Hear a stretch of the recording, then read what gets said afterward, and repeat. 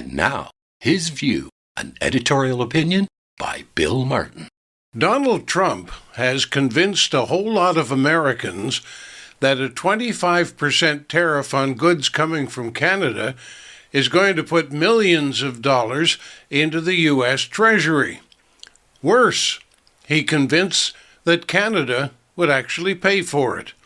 Oh, Canada will pay all right, but not to the U.S. government.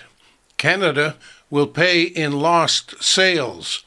More specifically, Canadian exporters will have to tighten their belts as the duty drives up the cost of Canadian goods and the loss of sales and possibly the loss of entire markets. There is no question that a 25% duty will put millions, maybe even billions, into the government purse, but it will be paid by the American customers, not the Canadian sellers. Some years ago, I was actually in the import business. I was the Canadian distributor for a few U.S. companies. I bought from the American suppliers, added my markup, and sold the products across Canada. But at that time, we faced Canadian duties because most of the goods were actually manufactured in Taiwan back in those days. I had to pay a 35% tariff to Revenue Canada. So let me tell you the breakdown of costs and who actually paid for it. Let's say my supplier sold me something for $100. When it got to the Canadian border, my broker had to give a complete account of everything in the shipment, item by item. Anything from Taiwan was taxed at 35%. But to make matters worse, it wasn't a simple matter of an extra $35 because I was actually required to pay in U.S. dollars.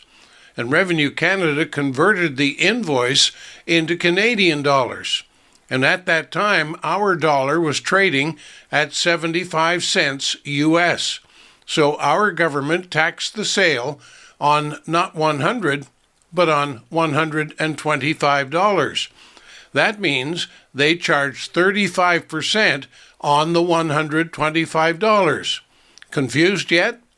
Well, simply put, that $100 item cost me $168.75, by the way, just to get across the Canadian border. And that is what we call the landed cost. I then added my markup to determine the wholesale price to go out across the country. While I charged less, most importers want what they call keystone, and that simply means double the price. Buy for $100, sell for $2. So when all was said and done, that $100 item was sold to the stores for $337.50.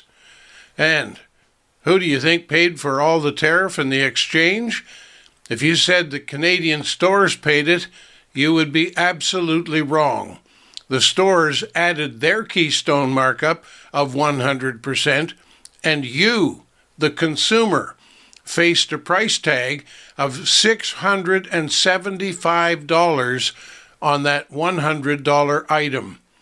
It was unconscionable, and that's why I sold for less. But even with my lower markup, a Canadian customer paid well over double what an American buyer had to pay. And that is the truth of Donald Trump's 25% tariff against Canadian goods. That is painful, certainly, and it seems that most Americans are cheering. They're cheering their scurrilous president, believing that they will buy what they always bought, and Canada will somehow pay the new tax for them. Kind of reminds me of the last time around when he was going to build the wall and Mexico was going to pay for it. Boy, you talk about a con job.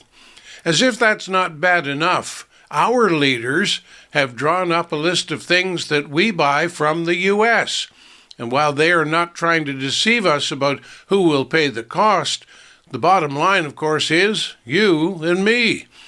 The government hopes that we will just stop buying those goods and the American suppliers will go running to Trump screaming for him to stop the war. You should not be surprised by all of this tit-for-tat stuff from the political leaders on both sides looking out for their own interests. As I described, the Canadian government benefited from my business when I paid their tariff. This war will bring tax money to both sides, but it is we the people, who will pay the bill. At least, that's my view. I'm Bill Martin.